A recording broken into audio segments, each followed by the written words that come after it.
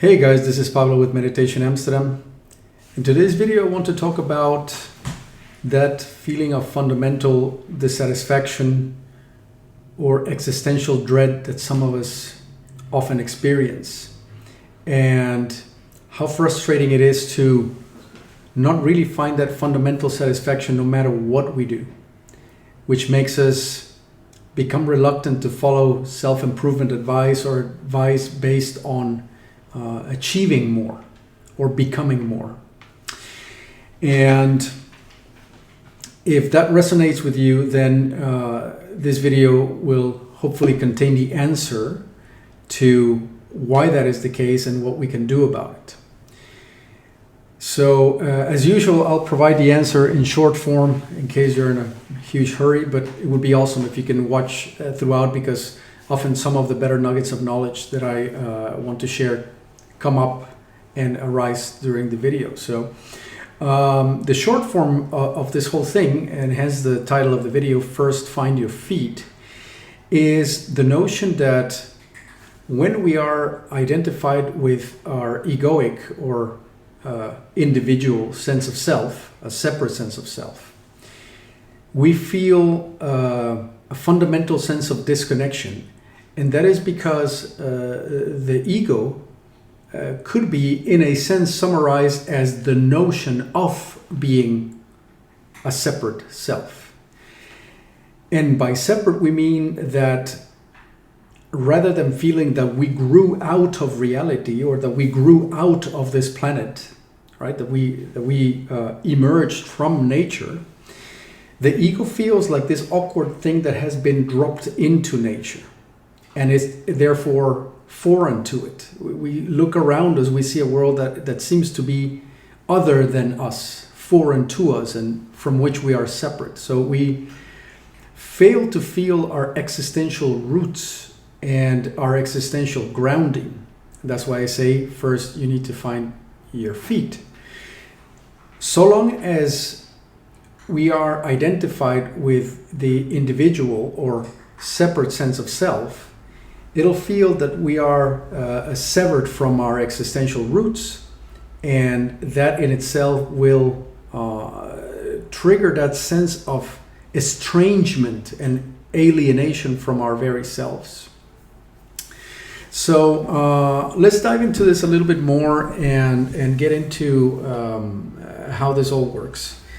Now, we are not originally born with an ego. The ego is something that is developed in our early years, and it is a natural development. We need to create this little persona with which we present ourselves to the world.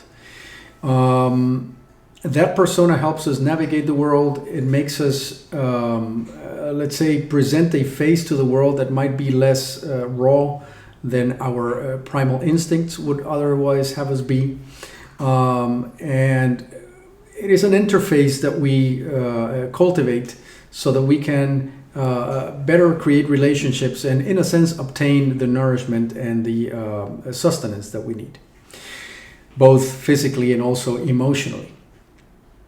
However, what is at first a kind of interface of a mask starts to acquire a really big momentum of its own. And in order to preserve itself, part of what it does and part of what we do is to start severing several connections to our somatic sense of self, our embodied sense of self. And we become, in that sense, estranged from our very own physicality, from the very thing that sustains the ego, right? And once this separation becomes more, I want to say, entrenched, but it's a little bit the opposite way because we are disentrenched. But once that separation becomes more pronounced, if you will, we feel that we are a kind of ghost inhabiting our body, but which is not an intrinsic part of the body. In other words, it's a ghost behind our eyes that exists on its own. It thinks its own thoughts. It has its own agenda. And sometimes the body helps with that agenda, but sometimes the body is against the agenda of the thinker, of the ghost that we believe that we are. And therefore we are estranged from our body, and we are utterly estranged from the world, right? So there are several degrees of separation between visceral reality and physical reality and what we believe to be our sense of self, this egoic thinker in our head looking through our eyes, this ghost in the machine. And again, what this creates is a kind of estranged, eerie sense in which we are disconnected. There is no tethering or anchoring of that ghost to the embodied sense of self. And there is further, as I said, no tethering of that embodied sense of self to the physical reality around it. If we were a tree, for example, then it would be much more easy to feel how we are rooted to the world, because that root would be physically planted, and we cannot, there is no locomotion, we cannot go from here to there.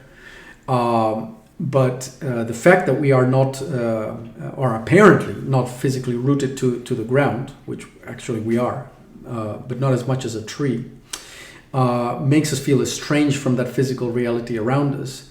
And the fact that the thinking mind is apparently operating on its own, untethered from the physical body, makes it trick itself into thinking that it is not tethered to the physical body, that its operation is completely independent from it. So what we then typically do, what that thinking mind does, having created these severance points away from the body so that certain affects cannot be felt, is it starts to feel really disconnected and alone and discontent, and it makes it a project to try to manipulate circumstances around it so that it can feel fulfilled. So it then manhandles the body and uses the body as a vehicle, not of communication and communion, but it uses the body as a vehicle of defense, acquisition, and attack, essentially. And so it misuses the body in that sense, right? It misuses the body to feel like it can obtain fulfillment from the outside in. But no matter what that thinking mind does, and no matter how it uses the body to try to acquire and fight and defend, it can never find that fundamental fulfillment that it feels it's lacking, because it doesn't know that it itself, as a thinking mind, as that seeming separate ghost inside the machine, is never really separate, and it's never really independent. It doesn't know that. And it doesn't know that its claim to independence is the very thing that chops off its existential legs. So it keeps darting out with the senses into the environment to try to somehow milk that environment with the satisfaction or the fulfillment that it feels that it lacks at its core.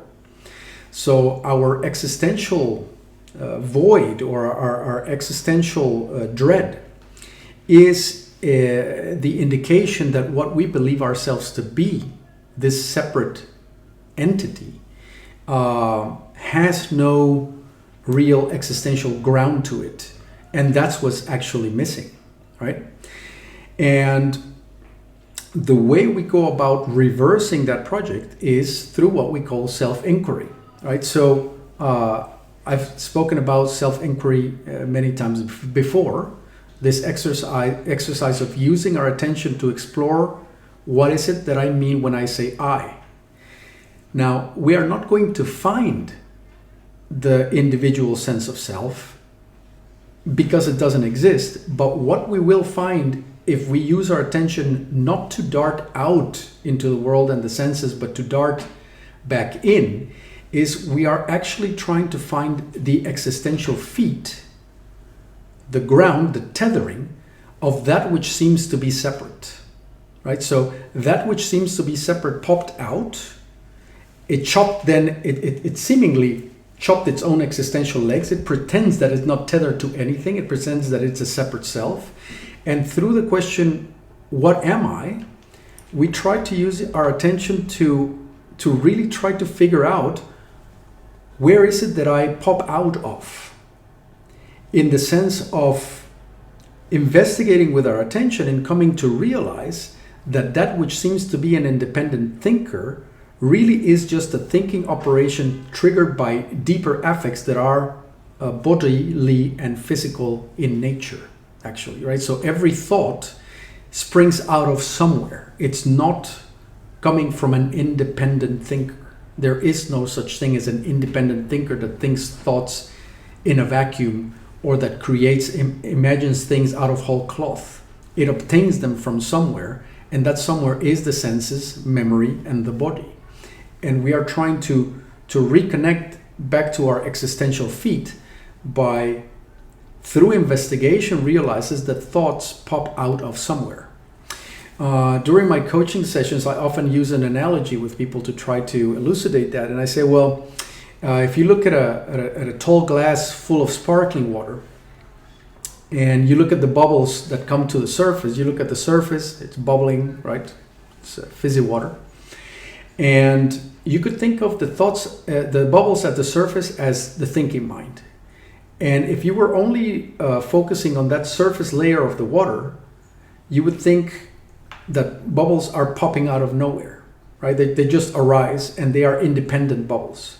But if you follow the bubbles and where they come from, and if you follow them to the bottom of the glass, you will see that there's little points at the very bottom of the glass, out of which the bubbles arise, and then they arise up to the surface. So in a similar way, if we only focus on the content of our mind and the feeling of being an independent thinker that lives in a void separated from the body and in the environment, we will buy into that misperception, and we will feel that we are completely separate. In other words, not existentially tethered. We have no existential feet. So we feel alone and disconnected. Perhaps not overtly so, but always in the back of our mind there is this disconnection playing out as dissatisfaction or boredom or loneliness, or you name it. But if we start to trace those thoughts back, that is the equivalent of following the bubbles back to the surface at the bottom of the glass. We start to realize that thoughts don't arise from nowhere. They arise from affects that are subconscious in nature. And we can bring those affects to the foreground, to the conscious foreground, and realize that every thought is not much more than almost like the PR agent or the apologetic politician of things that we don't want to feel. And therefore, the thinker as such is not so much an entity, but an operation of the thinking mind that has existential feet in the body, and the body itself has its existential feet in our surroundings. In other words, the body, or as very often in Vedanta is called the food body, is made out of physical food that we ingest and air that we breathe, and it is therefore part and parcel of the physical environment.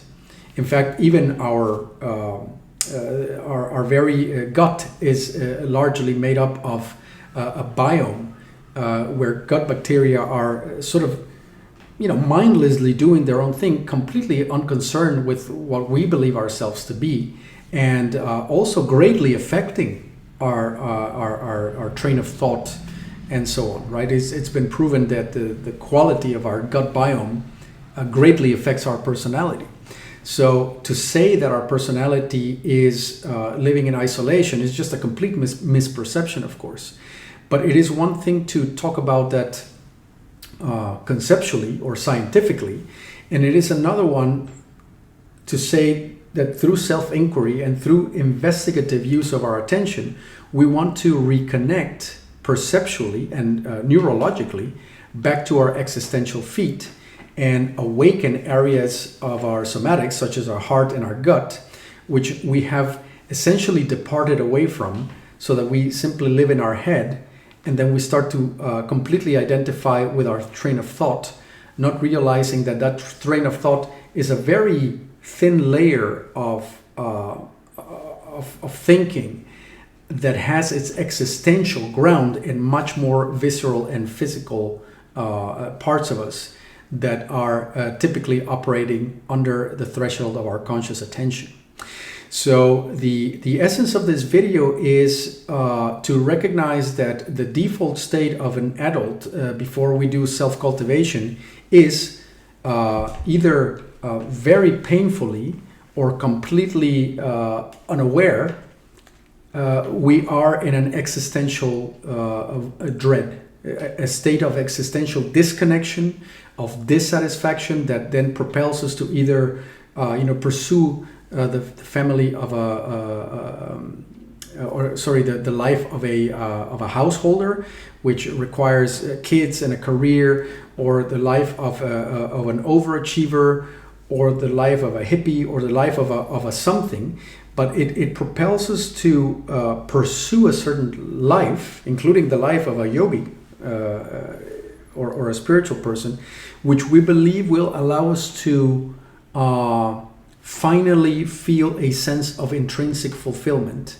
But the fact that it is a lifestyle already gives away the fact that that fulfillment is not intrinsic, it is extrinsic. We are trying to extract fulfillment from the environment when that existential void has not been dealt with.